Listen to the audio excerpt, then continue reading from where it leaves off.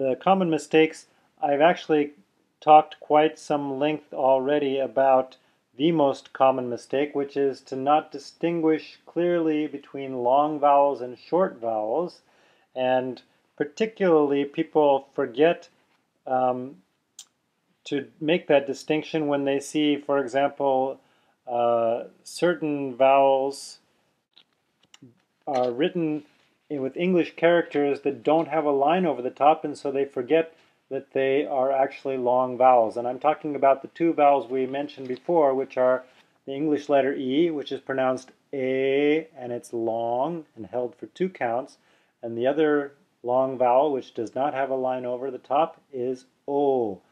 Again, long vowel held for 2 counts, twice as long as the short vowels. Watch those because they don't have lines over the top, but yet they are long vowels. Also, let's take an example here. Here's a Sanskrit example. Vatsalyai. What does that say? Vatsalyamritavarshini. Vatsalyamritavarshiniim. Vatsalyamritavarshiniim. In that word, beginning chanter might, for example, hold the short in varshinim.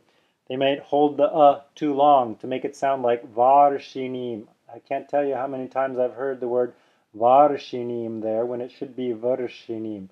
Notice the difference. Not varshinim, but var. As short as you can possibly make it, var. Go immediately from the va to the ra with a little bit of a in between. Remember the it's short and it's qualitatively as well as quantitatively different from the long So it sounds like rather than It's var, varshinim. It should be made, the should be made as short as possible. The same is true for the in sarveshwaryaye.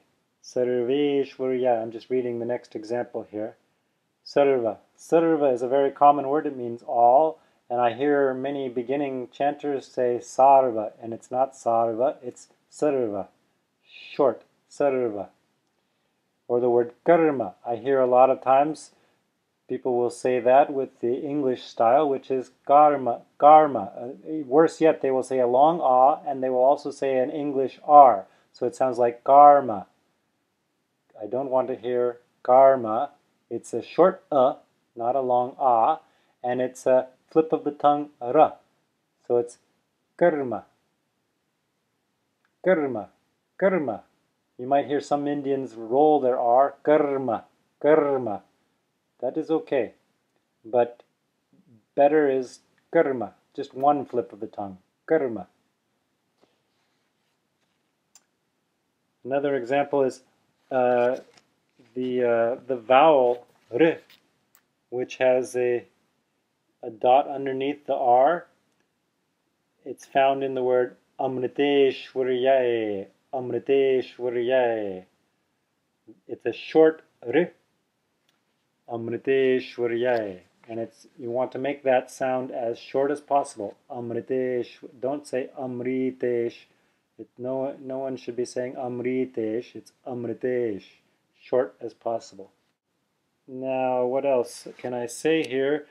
Brahma karma samadhina. Yes, I mentioned already that many people insert a pause after a short vowel when it's at the end of a word within a sentence, and you should not be doing that. Just join all the words as if it were one long word. Next most common mistake is that many people don't distinguish clearly between dental and retroflex consonants. We've already talked about that, and I've given the example of katti tatta. There's a good way to practice the distinction between retroflex and dental. Third most common mistake, native English speakers tend to pronounce the letter R as the English R in car. We don't want to hear that. It's a flip of the tongue. Ra.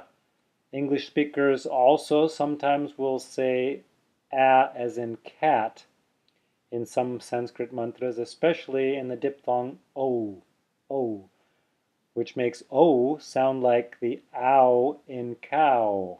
I've even seen some Sanskrit pronunciation guides, written guides, suggest that the o diphthong should be pronounced as the OW in cow.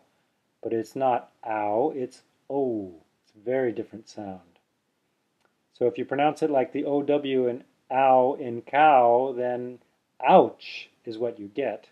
It's painful to listen to it. It should be pronounced, it should sound more like the O plus U kind of a diphthong, O, or the OU in the OU in the Canadian word, in the French Canadian pronunciation of hose.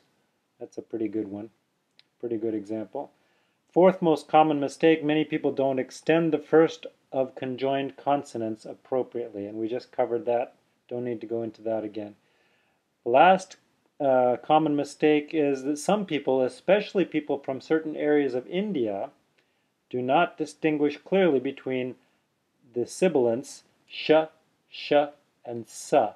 Sh, the first one being the sh as in Shiva with the teeth fully closed together, the second one being sh as in Vishnu with the teeth slightly apart, and the third one being sa as in Suravaravarišini, like Sura as in Su or Sunanda or something like that.